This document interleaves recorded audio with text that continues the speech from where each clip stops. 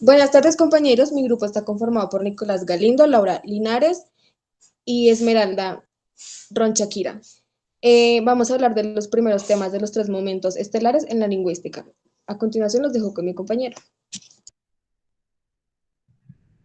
Buenas tardes, mi nombre es Nicolás Galindo Rodríguez. Voy a hablarles un poco sobre la introducción de la lingüística en el siglo XX. La lingüística tiene como figuras importantes en el siglo XX a Saussure, quien sentó las bases esenciales sobre las cuales surgió una nueva disciplina. También se le conocía como el padre de la lingüística. Y por otra parte está Chomsky. Hizo sus aportes a la lingüística en cuanto a teoría lingüística y ciencia cognitiva se refiere. A mediados de la década del 70 surgió una nueva tendencia lingüística, la lingüística textual o gramática del texto, que surgió en Alemania y se expandió a Holanda, Francia y España.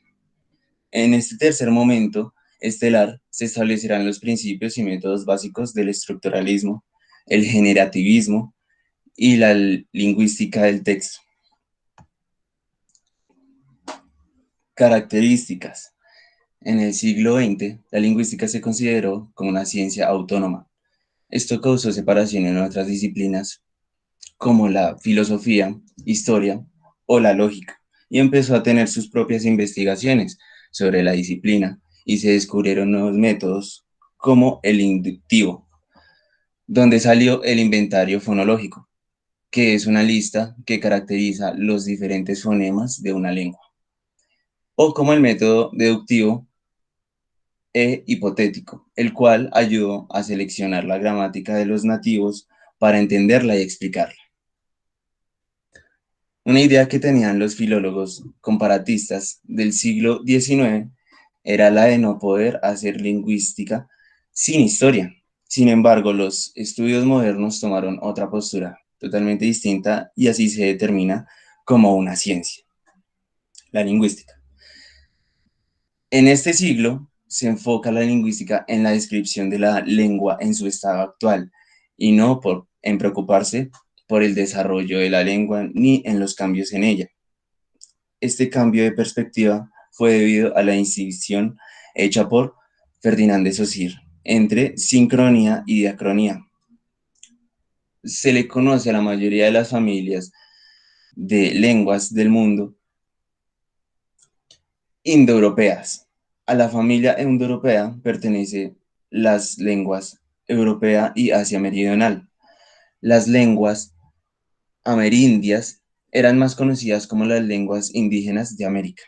Se hablaban en toda América, desde Canadá hasta el extremo meridional de Sudamérica, hasta la llegada de los europeos al Nuevo Mundo, quienes impusieron las lenguas indoeuropeas. Dominaron hoy los idiomas inglés, español y portugués.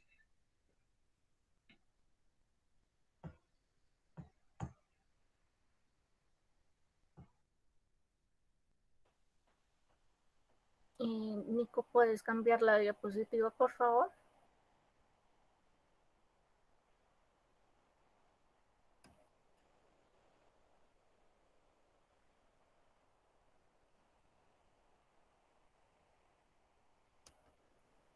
Ok, soy Laura Linares. Les voy a hablar sobre Ferdinand de Saussure.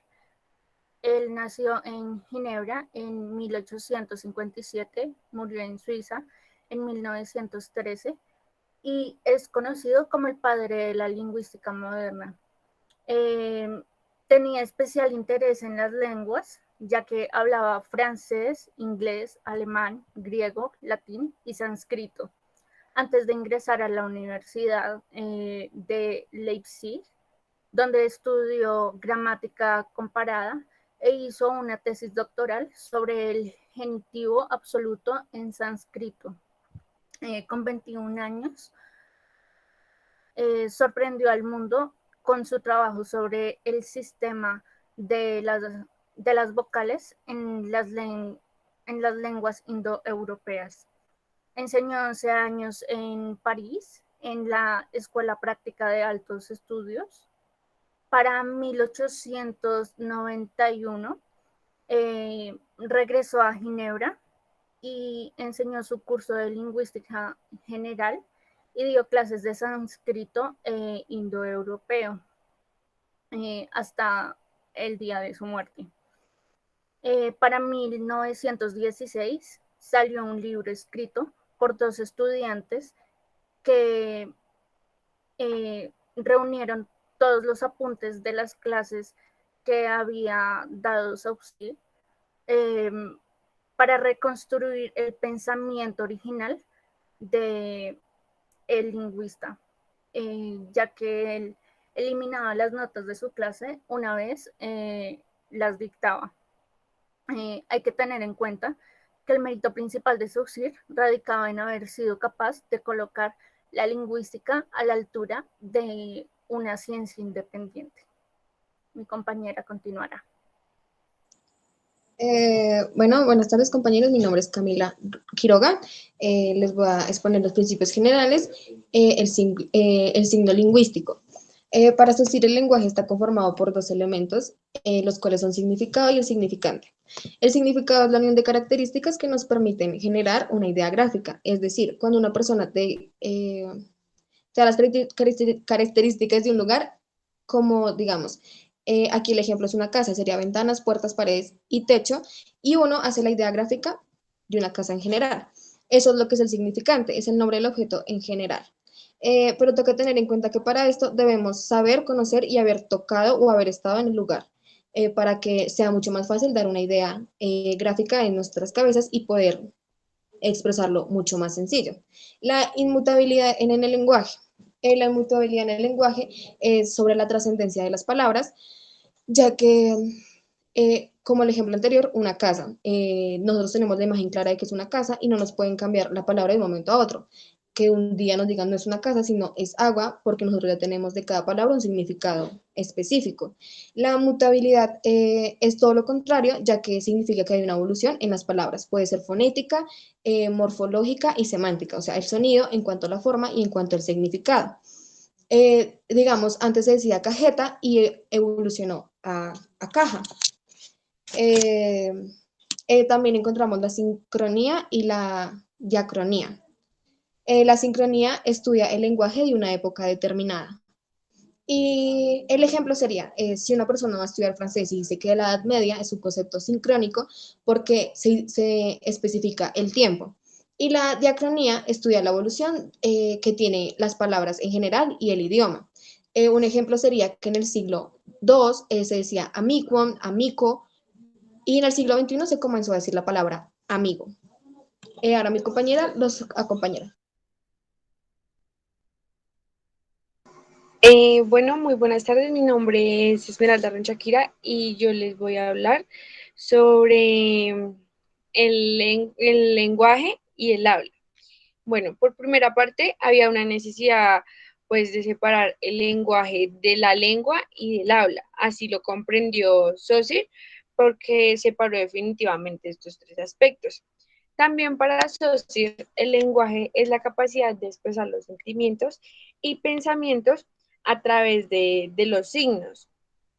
El lenguaje es entendido como el objeto binario. Tiene por otro lado un componente social, que es la lengua, y por otro lado un componente individual, que es el habla. También para Saussure, la lengua social es un conocimiento o una representación común y compartida para la comunidad hablante. Mientras que mientras que el habla es individual porque involucra a los hechos individuales de cada hablante en el uso de esa lengua. También la lengua es pasiva porque pues es un sistema de signos en el que solo es esencial la unión del concepto con la imagen acústica, mientras que el habla es,